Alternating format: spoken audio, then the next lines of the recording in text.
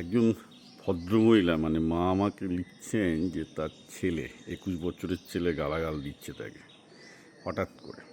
আগে তিনি হয়তো তাকে উল্টে গালাগাল দিতেন। তো আমি বলছি যে আপনার নিশ্চয়ই সেটা মনে রাখা উচিত ছিল। আপনি যখন ছেলেকে গালাগাল দিতেন, ছেলেকে অপ্রেস করেছেন, ছেলের ওপর অত্যাচার করেছেন, আপনি ভেবেছেন ভালোবেসে করছেন, ছেলের জন্য করেছেন। তো ছেলে এখন উল্টে আপনাকে গালাগাল দিচ্ছে। যদি কোনো ছেলে উল্টে বাবা মাকে গালাগাল দেয়, ডেফিনেটলি দোষটা বাবা মার উপরই বর্তাবে, কারণ অবভিয়াসলি তার ছেলে মেয়েকে আপনারা ঠিকঠাক করে মানুষ করতে পারেননি। এটা উনি বলছেন এটা বন্ধুর সঙ্গে হয়েছে, না বন্ধুর সঙ্গে এরকম কিছু হয় না। বন্ধু পৃথিবী সবসময় দুটো ভালো বন্ধু দুটো খারাপ বন্ধু থাকবে, বন্ধু সঙ্গটা খুব বাইরে জিনিস। মেন সমস্যা যেটা দাঁড়ায় সেটা দাঁড়াচ্ছে এই যে একটা অধিকাংশ আপনি আরও লিখছেন, আমি অ্যাকচুয়ালি ভিডিও মেসেজটা দেবো যে ছেলে সবসময় মোবাইল অ্যাডিক্টেড হ্যান ত্যান।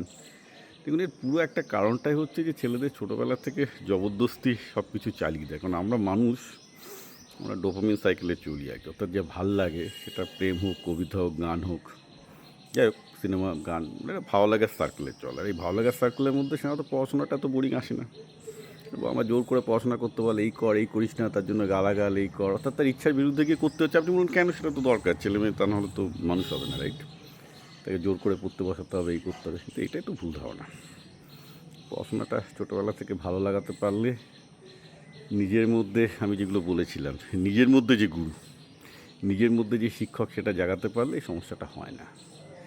আমার কাছে এইসব সমস্যার একটাই সমাধান, সে ছেলে মেয়ের পড়াশোনার ইচ্ছাই বলুন, রেজাল্ট ভালো করাই বলুন, ছেলে মেয়ের ভালো ব্যবহারই বলুন, ছেলের মধ্যে বা মেয়ের মধ্যে যে গুরু আছে, অর্থাৎ প্রত্যেকটা মানুষের মধ্যে, বাচ্চার মধ্যে যে শিক্ষক আছে, সেটা জাগাতে হবে। সেটা করতে গেলে সেলফ স্টাডি আর হবে না, মাস্টারমশাইয়ের কাছে পাঠাবেন, জোর করবেন, এই করবেন, ওই করবেন, সব তো একটা আনসাইন্টিফিক ব্যাপার স্যাপার এখানে চলে, ওইভাবে কিছু হয় না। একটা ছেলে বা মেয়ের মধ্যে নিজের মধ্যে যে গুরু আছে, অর্থাৎ নিজের মধ্যে যে শুভ চেতনা আছে, নিজের মধ্যে যে ভালো শিক্ষক আছে, যে মানুষটাকে চালায়। আমাদের উপনিষদ বলে দু রকমের ব্রেন আমাদের, একটা অ্যাক্টিভ ব্রেন, যে ব্রেনটা আমি এখন ভিডিও করছি, কথা বলছি, আর একটা ব্রেন অবজার্ভিং ব্রেন, যেটা দেখছে আমি কী করছি। তো এই যে দেখার ব্রেনটা, সেটা হচ্ছে মেন, সেটাই হচ্ছে বলে আমরা গুরু ব্রেন বলি, যেটা গুরু আমাদের, সেইটা জাগ্রত করতে হয় ছোটোবেলা থেকে। এটা কীভাবে করবেন, অসংখ্য ভিডিও আছে আমার ইউটিউব চ্যানেল বিপ্লব পাল 2000-এ। আমার বই জীবন জীবিকাতে 2টো চ্যাপ্টার লিখেছি, কারণ এটাই তো আসল জিনিস একটা বাচ্চা মানুষ করার। বাকি আমার কাছে সব কিছু ফালতু। যে বাচ্চার মধ্যে নিজের যে গুরু, সেটা জাগ্রত হয়ে গেছে, মানে হি ইজ সেফ, তাকে আর কেউ রুখতে পারবে না। শুনলে আমার খারাপ লাগে, কিন্তু যদি কোনো বাচ্চা আপনাকে গালাগাল করে, বাবা মাকে নিয়ে বাবা মাকে গালাগাল করে, সেই দোষটা বাবা মারই, এটা নিয়ে আমার কোনো সন্দেহ নেই। বাবা মার মানুষ করার বিশাল দোষ আছে।